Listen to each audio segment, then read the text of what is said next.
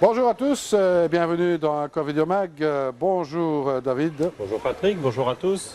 Alors aujourd'hui, qu'est-ce qu'on va parler? On va parler un petit peu de tout ce qui concerne les tests de l'eau. Voilà, quelque chose de fondamental. Beaucoup de gens le savent, beaucoup d'autres ne le savent pas encore. C'est quelque chose de capital, que ce soit pour un aquarium d'eau douce, un aquarium d'eau de mer, pour des plantes, même pour le bassin. La qualité d'eau, c'est évidemment l'environnement direct de tous les animaux qu'on souhaite maintenir dans de bonnes conditions. Donc pour connaître ces paramètres, il n'y a pas évidemment d'autre solution que de les mesurer. Alors il existe beaucoup de possibilités. On démarre avec des petits tests bandelettes tout simples, qui n'ont évidemment pas la précision des tests colorimétriques à gouttes ou des photomètres. L'intérêt des tests à languette est, selon moi, par exemple pour des débutants, de pouvoir tout de suite, en faisant un test qui prend quelques secondes seulement, de voir s'il y a un problème de manière très rapide. C'est tout simple, il suffit de l'immerger une petite seconde dans l'eau. Là, on voit instantanément le réactif change évidemment de couleur. Et ensuite, en venant mettre la bandelette à côté de, du colorimètre, on voit directement les valeurs. Donc, on a sur une bandelette telle que celle que j'ai en main, on a les nitrites, les nitrates, le GH, c'est-à-dire les sels minéraux, une partie des sels minéraux en tout cas, la dureté carbonatée et le pH. Donc, le réel intérêt de la chose là, c'est pas pour quelqu'un qui recherche une grande précision, mais bien pour dire d'avoir un aperçu rapide. Par exemple, on arrive, les poissons ont l'air d'être en surface pour l'une ou l'autre raison, ou bien ils respirent de manière accélérée. Ça, c'est ce genre de choses. En faisant un petit test comme ça, on voit tout de suite s'il y a des nitrites, s'il y a des choses comme ça, on le voit rapidement. Donc si on veut quelque chose de plus précis, il existe évidemment beaucoup d'autres choses. Après, on passe sur des petits tests à couleur et à gouttes. C'est ce qu'on trouve dans des petites valisettes comme celle-ci, par exemple. Là, bon, ça, la précision, on peut dire qu'elle est déjà beaucoup plus grande. Hein. Voilà, tout à fait. Ce n'est pas encore la précision d'électronique, mais on s'en approche. Donc là, par exemple, ici, je vais vous montrer tout simple. On va mesurer le taux de carbonate, c'est-à-dire le KH. Voilà, on prend une quantité d'eau donnée. Le réactif, si la bouteille veut bien, ce qui n'a pas l'air d'être le cas. Voilà. Et là, on va compter les gouttes. Et là, on compte les gouttes.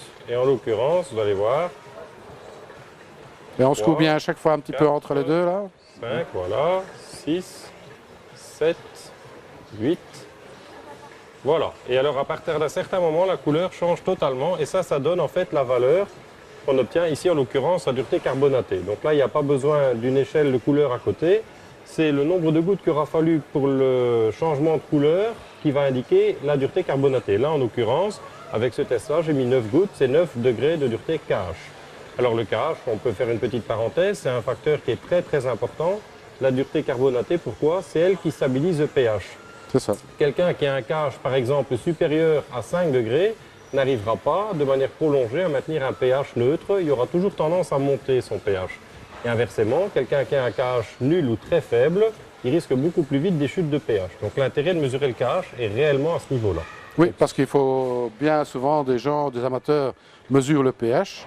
Mais si on a un KH qui est vraiment très bas, le KH peut varier très vite. Très vite, voilà, et ça peut être très dangereux. Donc je dirais le KH est encore, pour ainsi dire, plus important. Il permet de prévenir les chutes de pH. Quelqu'un qui a une dureté carbonatée qui est à un bon niveau et qui la maintient, c'est quelqu'un qui aura généralement pas de problème au niveau du pH. À moins évidemment d'apporter de trop grande quantité de gaz carbonique ou des choses comme ça. Mais le KH, c'est un facteur très important. On ne sait pas maintenir un pH à un taux voulu sans contrôler le KH. C'est ça. Peut-être qu'un jour, on fera une petite émission sur le cycle de l'azote et tout ce qu'il faut savoir là autour. Ça, c'est un petit peu plus prolongé, un petit peu plus poussé, mais pourquoi pas, c'est une bonne idée. Voilà.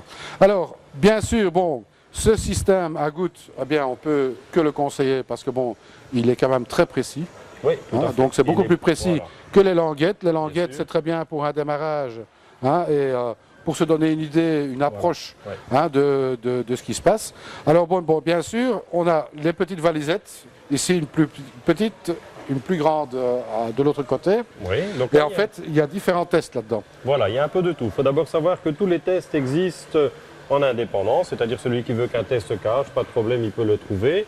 En l'occurrence, chez JBL, comme dans d'autres marques, on a également la possibilité d'acheter des recharges pour tous les réactifs, c'est-à-dire celui qui a la valisette, par exemple, qui a vidé plus vite le réactif KH, eh bien, il peut retrouver des bouteilles KH seul pour recharger sa valisette. Il garde toujours sa valisette, il n'y a que les réactifs à prendre.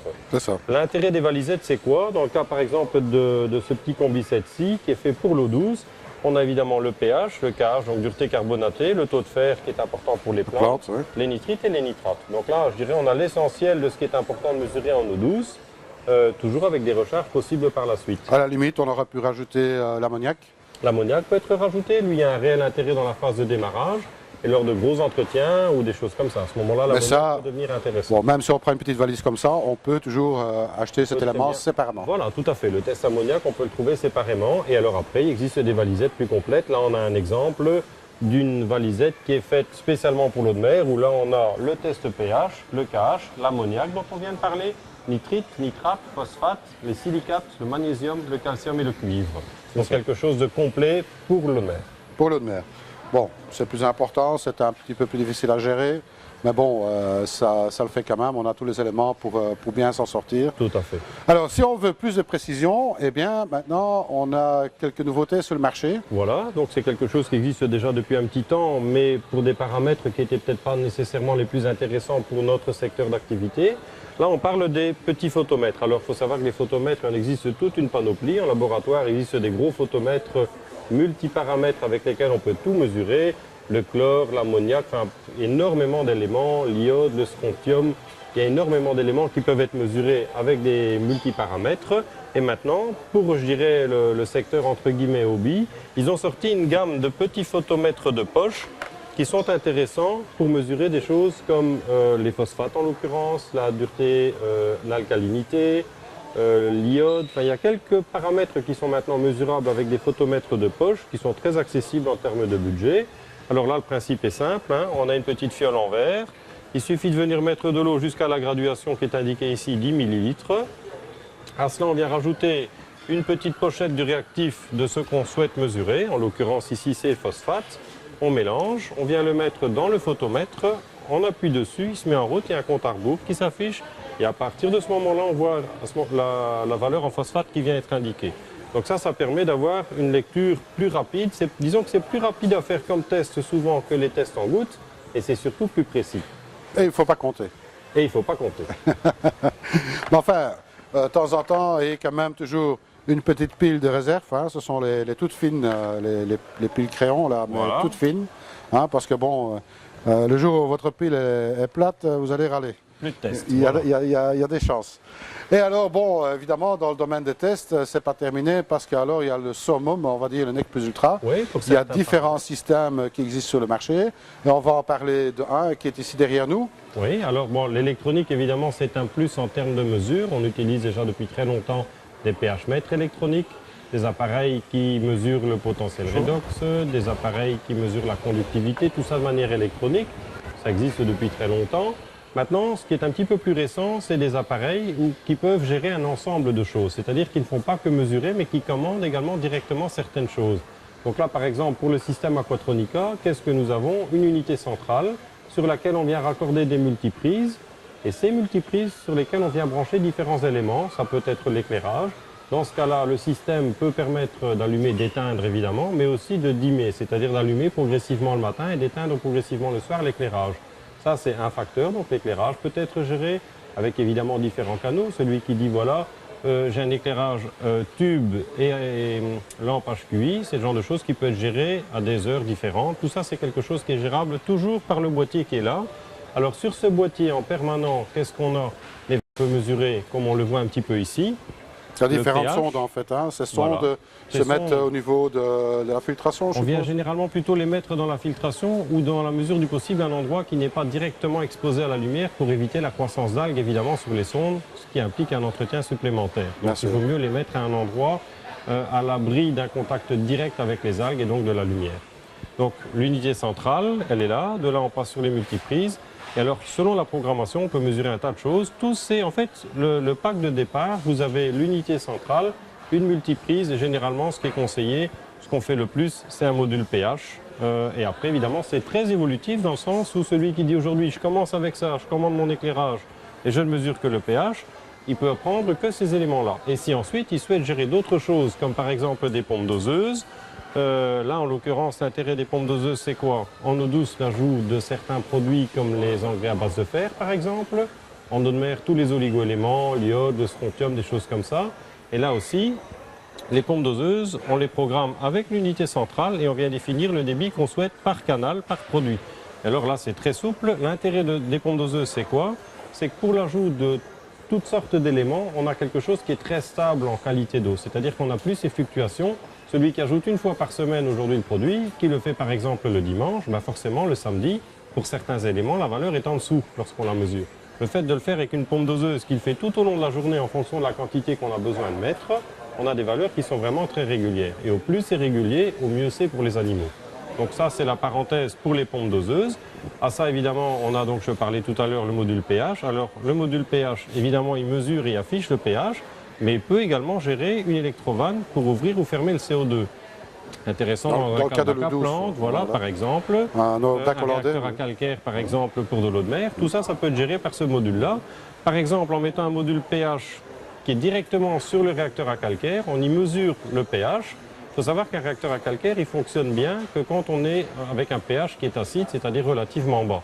Le fait d'utiliser ça et de le mettre sur le réacteur à calcaire, on peut y coupler l'injection de CO2. Et donc le CO2 s'ouvre ou se ferme en fonction du besoin du réacteur à calcaire. Et là, on est certain d'avoir un réacteur qui fonctionne à 100% tout le temps. C'est ça. Pareil pour la pompe doseuse. On vient alimenter le réacteur à calcaire par une pompe doseuse. Automatiquement, le débit est stable, ça risque beaucoup moins de se colmater, il n'y a pas d'entretien et on est certain que le débit qu'on lui demande reste respecté et toujours de manière stable. Alors après, d'autres choses, hein, la conductivité évidemment, c'est-à-dire la densité en eau de mer. Ensuite, on parlait ici, la conductivité, c'est le mot de température. Alors l'intérêt de la température, c'est quoi? Il la mesure, mais là aussi, il peut commander un chauffage ainsi qu'un groupe refroidisseur pour des gens qui ont évidemment les aquariums d'eau de mer où il y a énormément d'éclairage, énormément de pompes, ça a tendance à dégager de la chaleur et en été il peut y avoir lieu de refroidir. Le système prend la température et met en route ce qu'il faut au moment où il faut. On lui dit par exemple tel endroit c'est le chauffage, dès que tu descends en dessous de 25 degrés tu mets le chauffage en route, il le met en route, dès qu'il atteint les 25 il coupe. Pareil pour le système refroidisseur, si on lui dit à partir de 26 tu commences à refroidir, au-dessus dès qu'il dépasse les 26 il met le groupe froid en route et une fois arrivé à température il arrête. Donc ça, c'est un réel intérêt pour le module température. Après, il existe une autre possibilité qui est intéressante. Via un petit module ici, on peut tout programmer les paramètres qu'on souhaite et observer, faire par exemple des graphiques. C'est-à-dire qu'on peut voir en permanence la fluctuation du pH, de la température, les différents éléments qui sont mesurés et avec ça, créer des graphiques. Tout ça avec un petit PC. Pour les gens qui aiment bien un petit peu tout ce qui est nouvelle technologie, ça marche bien, c'est facile à gérer. Et là où il y a vraiment quelque chose d'intéressant, pour des gens qui voyagent beaucoup par exemple, en ayant un système tel que celui-là, on peut apporter une sécurité. C'est-à-dire qu'on mesure les éléments dont on a parlé ensemble tout à l'heure, le potentiel redox, le pH, différents éléments, le niveau d'eau. J'ai oublié de faire la parenthèse sur le niveau d'eau. Quel est l'intérêt de cela? Il faut savoir que quand on a de l'évaporation, l'eau qu'on doit ajouter, c'est de l'eau osmosée. Le fait de mesurer le niveau d'eau, que ce soit dans l'aquarium ou dans le filtre, l'endroit en somme où cela fluctue quand il y a de l'évaporation, le système, c'est un petit capteur de niveau. Il dit au système, il manque de l'eau, on met en route une petite pompe qui vient rajouter jusqu'à ce que le niveau soit à nouveau complété. Donc tout ça, ça se fait de manière automatique. Et ensuite, on a donc, là j'y venais tout à l'heure, un système qu'on appelle le module SMS. C'est un système qui envoie un SMS avec les paramètres d'eau. Alors ça peut être utilisé de manière régulière pour les gens qui voyagent et ça peut aussi être utilisé en tant qu'alarme. C'est-à-dire que par exemple, on dit au système, le pH on descend en dessous d'un certain point ou on monte au-dessus d'un certain point. Le système envoie un SMS pour signaler que ce soit le pH, le niveau d'eau, la température, la coupure de courant par exemple. Une coupure de courant c'est quelque chose qui peut arriver. Avec ce genre de système on en est prévenu, ce qui permet évidemment de réagir en conséquence.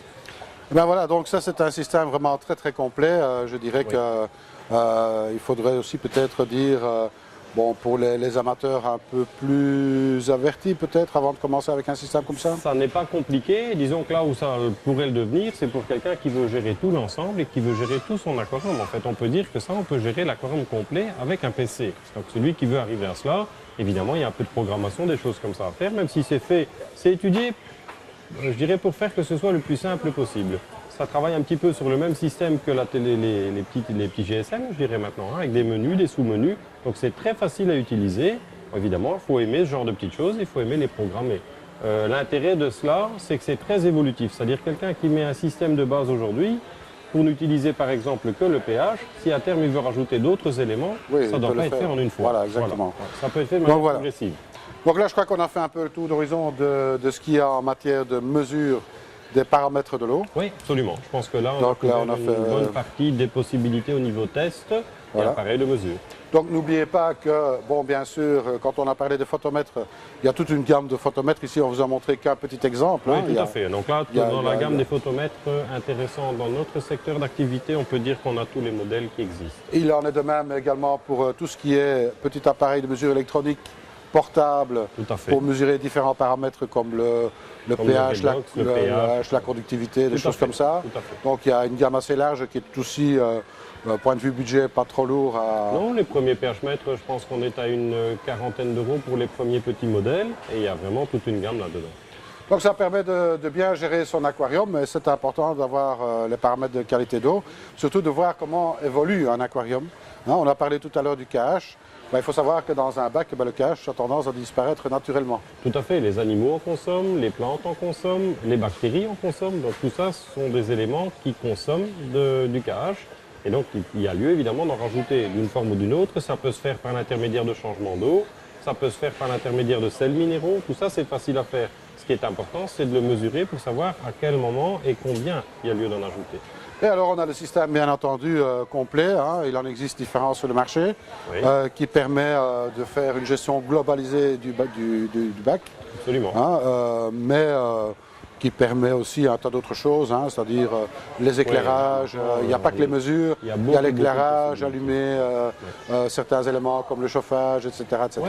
Même un autre exemple, des gens qui utilisent des systèmes qui viennent brancher les pompes de brassage là-dessus, qui peuvent créer les marées dessus, qui peuvent les arrêter pendant qu'ils donnent à manger pour éviter que la nourriture ne parte en partie dans le filtre. Tout ça sont des choses qui sont très faciles à programmer sur ce genre de système. Alors on peut rappeler que tout ça on le trouve facilement dans le shop, bien sûr. Oui, tout à fait. Toute cette gamme-là se trouve en l'occurrence sur le site avec un petit film explicatif. Donc, et tout ça. Et alors pour ce genre de choses, pour les gens qui le souhaitent, on fournit également un support technique, c'est-à-dire qu'on donne la possibilité de préprogrammer le système un petit peu par rapport aux attentes des gens. Celui qui dit voilà, moi je veux qu'il soit préprogrammé pour le pH, pour l'allumage, extinction. Tout ça sont des choses, c'est un support que nous pouvons fournir également. Eh bien voilà, une très bonne chose à faire, hein, à savoir du moins, puisque bon, le service, c'est pas quelque chose qui est très important. Pour ce genre de choses, c'est le plus important. Absolument. Il n'est pas grand-chose avec du matériel comme ça sans pouvoir s'en servir.